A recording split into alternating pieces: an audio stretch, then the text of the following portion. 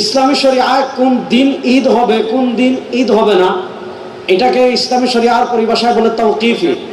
অর্থাৎ কোনটা ইবাদত হবে, কোনটা না, কোন সময় নামাজ পড়বেন, কখন না, কখন রোজা রাখবেন, কখন না, কোন দিন ঈদ পালন করবেন, কোন দিন না, এই বিষয়টার সম্পর্ক কিয়াসের সাথে না, এই বিষয়টার সম্পর্ক ইজতিহাদের সাথে না, এই বিষয়টার সম্পর্ক রায়ের সাথে না, বরং এই বিষয়টা হলো তাওকিফি। এটা আল্লাহর পক্ষ থেকে আসবে ফেরেশতাদের মাধ্যমে রাসূলুল্লাহ সাল্লাল্লাহু আলাইহি ওয়াসাল্লামের কাছে, আর রাসূলুল্লাহ সাল্লাল্লাহু আলাইহি ওয়াসাল্লামের পক্ষ থেকে আসবে উম্মার কাছে। এজন্য আবেগ দিয়ে, যুক্তি দিয়ে, ভালোবাসার নামে কোনো দিনকে ঈদ বানানোর অধিকার ইসলামী শরিয়ায় নাই। এজন্য ইমাম ইবনে দাকিক আল-ঈদ রাহিমাহুল্লাহ, উনি ইন্তেকাল করেছেন 702 হিজরিতে।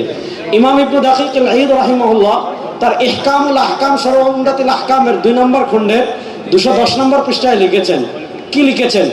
রাসূলুল্লাহ সাল্লাল্লাহু আলাইহি ওয়াসাল্লাম থেকে যেই দিনগুলো ঈদ হয়েছে, এর বাহিরে একটা দিনকে ঈদ হিসাবে ইবনে দাকিক আল-ঈদ রাহিমাহুল্লাহ দেখিয়েছেন। সেটা হলো কি? জিলহজ মাসের 18 তারিখ। সেই দিন কাদের ঈদ? ইবনে দাকিক আল-ঈদ রাহিমাহুল্লাহ বলেছেন রাফিজিদের ঈদ। সেই ঈদের নাম কি? ঈদে গাদির।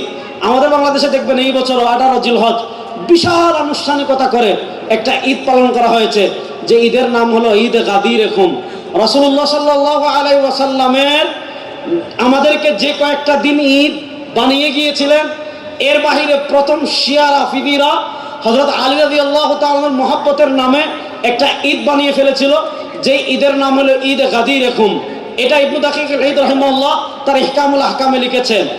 এরপরে আবার আরেকটা ঈদ অনেক বছর পরে হয়েছে, 12 রবিউল আউয়াল, যে ঈদের নাম হলো ঈদে মিলাদুন নবী। আমি আপনাদেরকে শুধু দুইটা কথা বলি। ইমাম ইবনে রজব হাম্বলী রাহিমাহুল্লাহ 795 হিজরিতে ইন্তেকাল করেছেন। তার লিখিত লাতাইফুল মাআরিফ ফিমা লিমাওয়াসিমিল আম মিনাল ওয়াযাইফ, এই কিতাবে পাবেন। মুসান্নাফে আব্দুর রাজ্জাক থেকে হাদিস এনেছেন। ইমাম আব্দুর রাজ্জাক আস-সানাআনী রাহিমাহুল্লাহ, যিনি 210 হিজরিতে ইন্তেকাল করেছেন, তিনি তার মুসান্নাফে আব্দুর রাজ্জাকের কিতাবুস সিয়ামের বাবু আশহুরুল হুরুম তাউস থেকে মুরসাল সূত্রে হাদিস এনেছেন। আর তাউসের মুরসাল গ্রহণযোগ্য, এটা সারা দুনিয়ার উলামায়ে কেরাম ঐক্যমত। আল্লাহ রাসূল সাল্লাল্লাহু আলাইহি ওয়াসাল্লাম স্পষ্ট ভাষায় বলেছেন, লা তাত্তাখিযু শাহরান ঈদা ওয়া লা তাত্তাখিযু ইয়াওমান ঈদা। একদম সহিহ হাদিস। আল্লাহ রাসূল সাল্লাল্লাহু আলাইহি ওয়াসাল্লাম তার উম্মতকে সতর্ক করেছেন যে আমি তোমাদেরকে যে কয়েকটা দিন ঈদ দিয়েছি, আমি তোমাদেরকে বাৎসরিক ঈদ দিয়েছি ঈদুল ফিতর, আমি তোমাদেরকে বাৎসরিক ঈদ দিয়েছি ঈদুল আযহা, আমি তোমাদেরকে সাপ্তাহিক ঈদ দিয়েছি জুমার দিন, আমি তোমাদেরকে যে সকল দিন ঈদ দিয়েছি, অর্থাৎ শারঈ রাসূলুল্লাহ সাল্লাল্লাহু আলাইহি ওয়াসাল্লাম থেকে যে কয়েকটা দিন ঈদ এসেছে, এরপরে কোন দিনকে আমরা ঈদ বানাতে পারবো কিনা, কোন ফকির ঈদ বানাতে পারবে কিনা, মুজতাহিদরা ঈদ বানাতে পারবে কিনা, উলামায়ে কেরাম ঈদ বানাতে পারবে কিনা, রাষ্ট্রচারীরা ঈদ বানাতে পারবে কিনা, আল্লাহ রাসূল সাল্লাল্লাহু আলাইহি ওয়াসাল্লাম স্পষ্ট নিষেধ করেছেন। কি নিষেধ করেছেন? তিনি বলেন, আমার উম্মাহ শোনো, লা তাত্তাখিযু শাহরান ঈদা ওয়া লা তাত্তাখিযু ইয়াওমান ঈদা। আল্লাহ রাসূল সাল্লাল্লাহু আলাইহি ওয়াসাল্লাম বলেন, আমি যে কয়েকটা দিন ঈদ দিয়েছি, এর বাহিরে লা তাত্তাখিযু ইয়াওমান ঈদা, নিজেদের পক্ষ থেকে কোন দিনকে ঈদ বানায়ো। এজন্য ইমাম ইবনে রজব হাম্বলী রাহিমাহুল্লাহ তাআলা লাতাইফুল মাআরিফে লিখেছেন, বুখারী শরীফের একটা বিখ্যাত ব্যাখ্যা গ্রন্থের কথা আমরা জানি, ফাতহুল বারী, যেটা ইবনে হাজার আসকালানী লিখেছেন। এছাড়া ফাতহুল বারী নামে আরেকটা বিখ্যাত ব্যাখ্যা গ্রন্থ আছে, যেটা ইবনে হাজার আসকালানী রাহিমাহুল্লাহর আগে ইমাম ইবনে রজব হাম্বলী রাহিমাহুল্লাহ লিখেছেন। ইমাম ইবনে রজব হাম্বলী রাহিমাহুল্লাহ তাআলা লাতাইফুল মাআরিফে লিখেছেন, ইমাম ইবনে রজব হাম্বলী রাহিমাহুল্লাহ তার ফাতহুল বারীতে লিখেছেন, রাসূলুল্লাহ সাল্লাল্লাহু আলাইহি ওয়াসাল্লাম যে কয়েকটা দিনকে ঈদ বানিয়েছেন, ওয়া মা আদা যালিকা ফাত্তিখাযুহু মাওসিমান ওয়া ঈদান বিদআতুল্লাহ আসতালাহু ফিশ শরিআহ। রাসূল করিম সাল্লাল্লাহু আলাইহি ওয়াসাল্লাম যে কয়েকটা দিনকে ঈদ বানিয়েছেন, এর বাইরে কোন দিনকে ঈদ বানানো বিদআ, লা আসলাহু ফিশ শরিআহ, ইসলামী শরিয়ায় এর কোনো ভিত্তি নাই। এবার আপনাদের কাছে আমি জানতে চাই, রাসূলুল্লাহ সাল্লাল্লাহু আলাইহি ওয়াসাল্লামের যুগে 12 রবিউল আউয়াল কোন ঈদ ছিল? রাস্তে বলেন, 12 রবিউল আউয়াল কোন ঈদ ছিল? সাহাবায়ে কেরামের যুগে 12 রবিউল আউয়াল কোন ঈদ ছিল? তাবেঈদের যুগে 12 রবিউল আউয়াল কোন ঈদ ছিল? এটা আপনি ইমাম ইবনে কাসির রাহিমাহুল্লাহ লিখেছেন, আরো অনেক ইমামগণ লিখেছেন। এটা ইরবিলের বাদশা মুজাফফরউদ্দিন শুরু করেছেন, আমি সেই দিকে যাচ্ছি না। এবার বুঝেন, রাসূলুল্লাহ সাল্লাল্লাহু আলাইহি ওয়াসাল্লাম রবিউল আউয়ালে জন্মগ্রহণ করেছেন, রাসূলুল্লাহ সাল্লাল্লাহু আলাইহি ওয়াসাল্লাম পৃথিবীতে এসেছেন আমরা খুশি না বেজার? জোরে বলেন, আমরা খুশি না বেজার? রাসূলুল্লাহ সাল্লাল্লাহু আলাইহি ওয়াসাল্লাম পৃথিবীতে আসছেন, আমরা খুশি না বেজার? দেখি আমরা কারা কারা খুশি, একটু হাত তুলি তো। রাসূলুল্লাহ সাল্লামের আগমনে আমরা খুশি না বেজার? রাসূলুল্লাহ সাল্লাল্লাহু আলাইহি ওয়াসাল্লামের আগমন, এটাকে বলে মিলাদুন নবী। আমাদের দেশে একদল মানুষ আছে বলবে যারা মিলাদুন নবী মানে না তারা কাফের। আরে মিলাদুন নবী মানে রাসূলুল্লাহ সাল্লামের জন্ম। রাসূলুল্লাহ সাল্লাম জন্মগ্রহণ করেছেন, এ কথা কি পৃথিবীর কেউ অস্বীকার করে? আরে ভাই, রাসূলুল্লাহ সাল্লাম জন্মগ্রহণ না করলে আপনি তার উম্মত হলেন কেমনে? রাসূলুল্লাহ সাল্লাম জন্মগ্রহণ না করলে আপনি শরিয়া পেলেন কেমনে? রাসূলুল্লাহ সাল্লাম জন্মগ্রহণ না করলে আপনি দ্বীন পেলেন কেমনে? তো মিলাদুন নবী মানে রাসূলুল্লাহ সাল্লাল্লাহু আলাইহি ওয়াসাল্লামের জন্ম। আল্লাহ রাসূল সাল্লাল্লাহু আলাইহি ওয়াসাল্লাম জন্মগ্রহণ করেছেন, তার উসিলায় দ্বীন পেয়েছি, তার উসিলায় শরিয়া পেয়েছি, তার উসিলায় জান্নাতের সন্ধান পেয়েছি, তার উসিলায় আলো পেয়েছি, তার উসিলায় শ্রেষ্ঠ উম্মাহ হয়েছি, তার উসিলায় সবচেয়ে মর্যাদাবান উম্মাহ হয়েছি। সুতরাং যার কারণে আমরা শ্রেষ্ঠ উম্মাহ হয়েছি, যার কারণে দ্বীন পেলাম, কোরআন পেলাম, হাদিস পেলাম, শরিয়া পেলাম, তার আগমনে আমরা খুশি না বেজার? জোরে বলেন, খুশি না বেজার? এবার বলেন, রাসূলুল্লাহ সাল্লাল্লাহু আলাইহি ওয়াসাল্লাম পৃথিবীতে আগমন করেছেন, আমরা খুশি। সেই খুশি আমরা প্রকাশ করতে চাই কি চাই না? চাই। বলেন, সেই খুশি আমরা প্রকাশ করতে চাই কি চাই না? চাই। এবার আমরা বলি রাসূলুল্লাহ সাল্লাল্লাহু আলাইহি ওয়াসাল্লামের আগমনে আমরাও খুশি, রাসূলুল্লাহ সাল্লাল্লাহু আলাইহি ওয়াসাল্লামের জন্মের খুশি আমরা প্রকাশ করতে চাই। এবার প্রশ্ন হলো, রাসূলুল্লাহ সাল্লাল্লাহু আলাইহি ওয়াসাল্লামের জন্মের খুশি আমরা কিভাবে প্রকাশ করব? উত্তর হলো, রাসূলুল্লাহ সাল্লাল্লাহু আলাইহি ওয়াসাল্লামের জন্মের খুশি আমরা প্রকাশ করতে চাই ওইভাবে যেইভাবে করেছেন রাসূল সাল্লাল্লাহু আলাইহি ওয়াসাল্লাম, যেইভাবে করেছেন সাহাবায়ে কেরাম। এবার প্রশ্ন হলো, রাসূল করিম সাল্লাল্লাহু আলাইহি ওয়াসাল্লাম তার জন্মের খুশি কিভাবে প্রকাশ করেছেন? এটা জানার জন্য পৃথিবীর এত দূরে যাওয়ার দরকার নাই। আপনি সহিহ মুসলিমে যান, সহিহ মুসলিমের কিতাবুস সিয়াম অধ্যায়ে ইমাম মুসলিম রাহিমাহুল্লাহ হাদিস এনেছেন।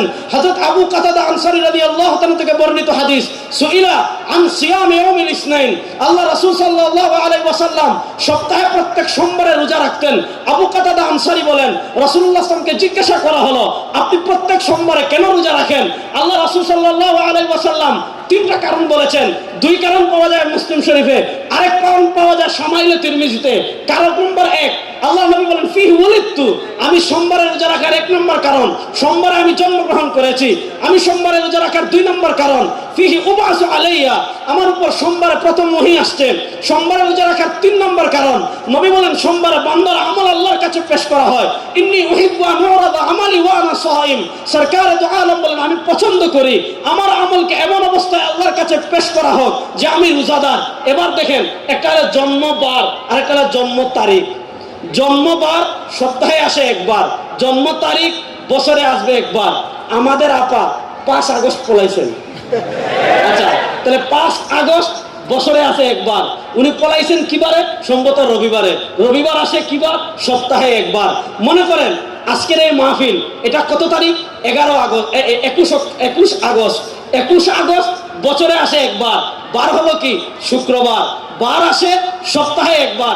এবার একটা জিনিস খেয়াল করেন, আল্লাহ রাসূল সাল্লাল্লাহু আলাইহি ওয়াসাল্লাম তার জন্মের খুশি স্বরূপ কি করছেন? 1 নাম্বার, তিনি তার জন্মের শুকরিয়া আদায় করার জন্য তারিখ নির্ধারণ করেন নাই, তিনি তার জন্মের শুকরিয়া স্বরূপ নির্ধারণ করেছেন বারকে।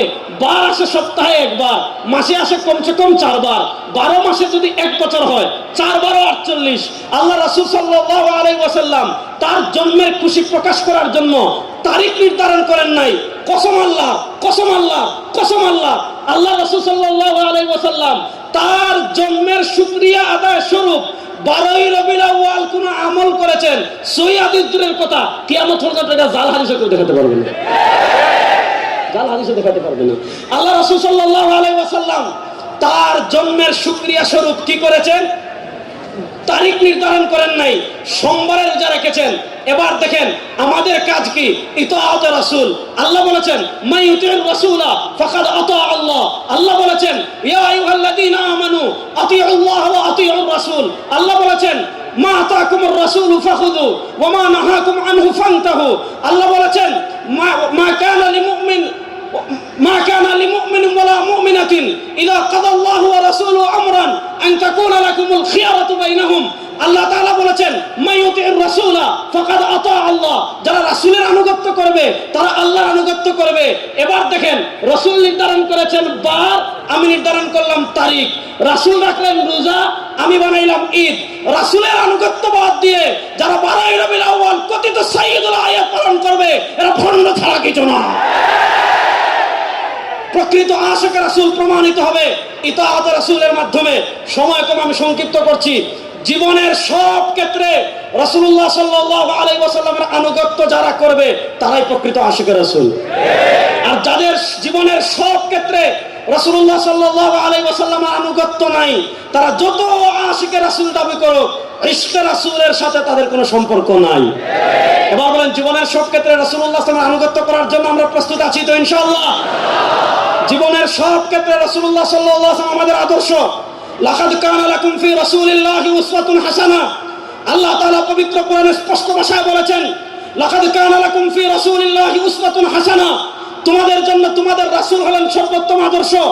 রাসূলুল্লাহ সাল্লাল্লাহু আলাইহি ওয়াসাল্লামের আদর্শ আমরা আমাদের শরীরে মানব, আমরা আমাদের ঘরে মানব, আমরা আমাদের সমাজে মানব, আমরা আমাদের রাষ্ট্রে মানব, আমরা আমাদের বিচারে মানব, আমরা আমাদের সংসদে মানব। যারা জীবনের সব ক্ষেত্রে রাসূলের সুন্নাহ, রাসূলের ইসলাম বাস্তবায়নের চেষ্টা করবে তারাই প্রকৃত আশিক রাসূল, তারাই প্রকৃত নবীর ভালোবাসার দাবিদার। আমি শেষ আরেকটা কথা বলি, শুনেন। 1947 সালে ব্রিটিশ বিদায় নিয়েছে। 2024 সালে শেখ হাসিনা পালিয়েছিলেন। শেখ হাসিনা পালানোর পর বাংলাদেশে অনেকগুলো সংস্কার কমিশন গঠন হয়েছিল। কেন হয়েছিল? 17 বছর তারা অবৈধভাবে ছিল। যা কিছু রেখে গিয়েছে সেগুলা পরিবর্তন করার জন্য, সংস্কার করার জন্য সংস্কার কমিশন গঠন করা হয়েছে। আমি আমার তারুণ্যের কাছে জানতে চাই, আমি আমার যুবকদের কাছে জানতে চাই, আমি আমার এই তাওহীদ প্রিয় জনতার কাছে জানতে চাই, 1803 সাল থেকে নিয়ে 1947 সাল পর্যন্ত যারা আমাদের দেশ দখল করে রেখেছিল, যারা আমাদের দেশে জুলুম করেছিল, যারা আমাদের দেশের সম্পদ লুণ্ঠন করেছিল, যারা আলেমদের উপর অত্যাচার করেছিল, সেই ব্রিটিশ বেনিয়ারা যে আইন আমাদের দেশে রেখে গিয়েছে, ব্রিটিশ বেনিয়ারা যে বিচার ব্যবস্থা আমাদের দেশে রেখে গিয়েছে, ব্রিটিশ বেনিয়ারা যে শিক্ষা ব্যবস্থা আমাদের দেশে রেখে গিয়েছে, ব্রিটিশ বেনিয়ারা যে অর্থনীতি আমাদের দেশে রেখে গিয়েছে, সেই ব্রিটিশ বেনিয়াদের বিচার ব্যবস্থা 54 বছর বাংলাদেশে ব্যর্থ হয়েছে। খুন বন্ধ করতে পারে নাই, দর্শন বন্ধ করতে পারে নাই। এই রবিউল আউয়াল থেকে দীপ্ত শপথ নেন, ব্রিটিশের বিচার ব্যবস্থা বাংলাদেশে আর চলবে না, বিশ্ব নবীর বিচার ব্যবস্থা বাংলাদেশে বাস্তবায়ন হবে। প্রস্তুত আছেন তো যুবকরা ইনশাআল্লাহ? প্রস্তুত আছেন তো যুবকরা ইনশাআল্লাহ? এই রবিউল আউয়ালে আমাদের দীপ্ত শপথ নিতে হবে, ইসলামের নাম নিয়ে কোনো মুনাফিকি বাংলাদেশে আমরা সহ্য করব না। আমাদের দেশে একদল দেখবেন কুচ আমেরিকা, কুচ ইন্ডিয়া, কুচ জাতিসংঘ, কুচ ইসলাম। আমেরিকারেও খুশি করতে চায়, ভারতরেও খুশি রাখতে চায়, জাতিসংঘরেও খুশি রাখতে চায়, পাগলা ট্রাম্পরেও খুশি রাখতে চায়, দুলাভাই মোদিজিরেও খুশি রাখতে চায়। এবার ইসলামের কথা বলবে, ইসলাম নিয়ে তামাশায় বাংলাদেশে আর চলতে দেওয়া হবে না ইনশাআল্লাহ। আপনারা প্রস্তুত আছেন তো? আমার নবী যে ইসলামের জন্য দান শহীদ করেছেন, আমার নবী যে আদর্শের জন্য রক্ত ঝরিয়েছেন, সেই পিওর রাসূলের রাষ্ট্র ব্যবস্থা বাংলাদেশে প্রতিষ্ঠা হোক। আমার তারুণ্য প্রস্তুত আছেন না? না ইনশাআল্লাহ।